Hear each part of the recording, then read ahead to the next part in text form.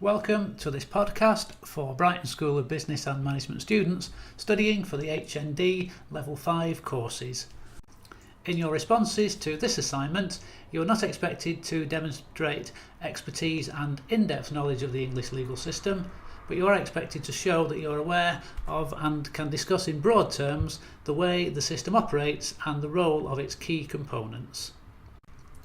In addition to the core material that we provide, you will need to search for additional information on certain topics and research some actual legal cases in order to respond fully to the assignment requirements. We advise you to select, where possible, cases and situations that are relevant to your own organisation or business sector, for example, when choosing a legal entity in your response to Section 4. Section 1, for bullet point 1, a simple comparison is needed with some examples of what is a criminal and what is a civil offence to illustrate the differences. Here you will need to briefly describe the role, purpose, jurisdiction, personnel and procedures of criminal courts, that is magistrates' courts, Crown Courts, Court of Appeal, House of Lords, European Court of Justice, and civil courts, which will include small claims court and jurisdiction, county court, high court, Court of Appeal, House of Lords and the European Court of Justice. On bullet point 3, select an actual case that you can research, ideally one that has some relevance to your organisation or business sector, and evaluate the role of the court or courts which processed the case.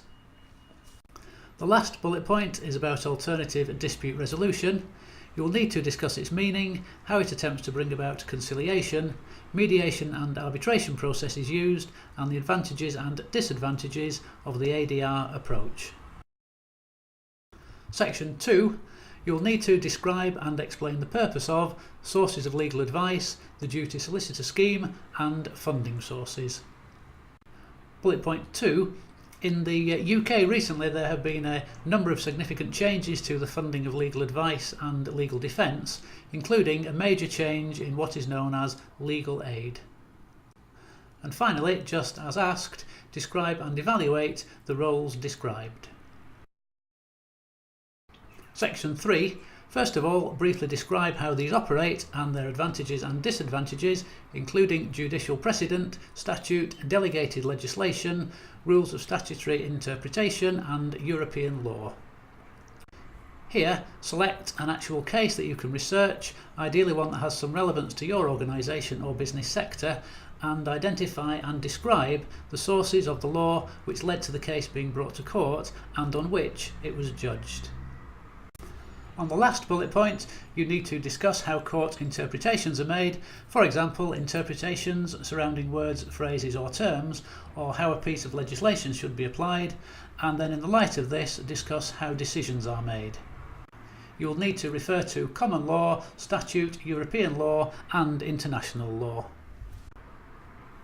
Section 4. Very simply, you need to describe the pros and cons of legal entity, that is sole trader, partnership, limited liability partnership, limited company, public limited company, and describe why one of these is the most appropriate choice for a particular type of organisation, and then justify your choice. Be careful though, as such decisions are not always clear-cut and easy to make. For example, a start-up business might avoid the bureaucracy and taxation requirements of the limited company by selecting sole trader status, but might then find that the business lacks credibility in the eyes of potential customers, as it is seen as not being a formally structured and regulated organisation.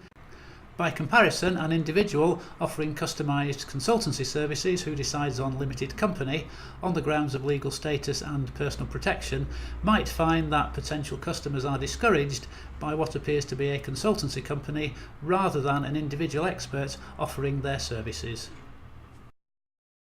Here are some websites that you will find useful when completing this assignment. And if you need any further help or guidance with this assignment, please contact your tutor.